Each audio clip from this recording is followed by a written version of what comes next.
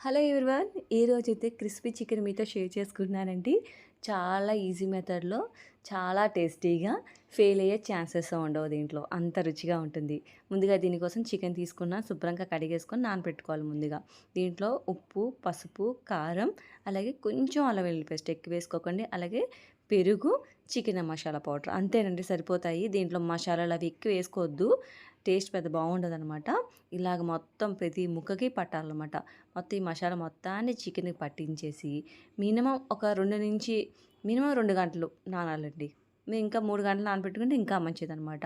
ఇలా నానబెట్టుకుని పక్కన పెట్టేసుకోండి. ఈలోగా మిక్సీ జార్లో పచ్చి కార్న్‌ఫ్లెక్స్ ఉంటుంది కదా, దాన్ని మిక్సీ కొట్టుకోవాలి. మనం మిక్సీ చేసుకొని పౌడర్ లాగా చేసుకొని పక్కన పెట్టేసుకోండి. ఈ విధంగా ఉండాలండి. మరీ పెద్దవి కాకుండా చూసుకోండి.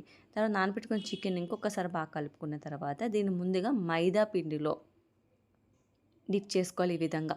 తర్వాత 2 ఎగ్స్‌లో కొంచెం సాల్ట్ వేసుకొని బాగా కలిపేసుకుని దాంట్లో ఎగ్‌లో కూడా ఒకసారి డిప్ చేసుకొని చివరిగా ఈ కార్న్‌ఫ్లెక్స్ పౌడర్‌లో డిప్ చేసుకున్న తర్వాత వేడిగా ఉన్న ఆయిల్‌లో వేసేసి బాగా వేయించుకోవాలండి. 2 వైపులా నల్లగా అవ్వకుండా చూడండి. లోపల వేగాలి, బయట కూడా వేగాలి, లోపల ఉడకాలన్నమాట. ఇలా వేయించుకొని తీసుకుంటే మన క్రిస్పీ చికెన్ రెడీ అయిపోతుంది. ఆ స్మెల్‌కి అర్థమైపోతుందని అంత టేస్టీగా ఉంటుంది. ట్రై చేసి చూడండి. మీకు నచ్చితే మాత్రం సబ్స్క్రైబ్ చేయండి. Thank you.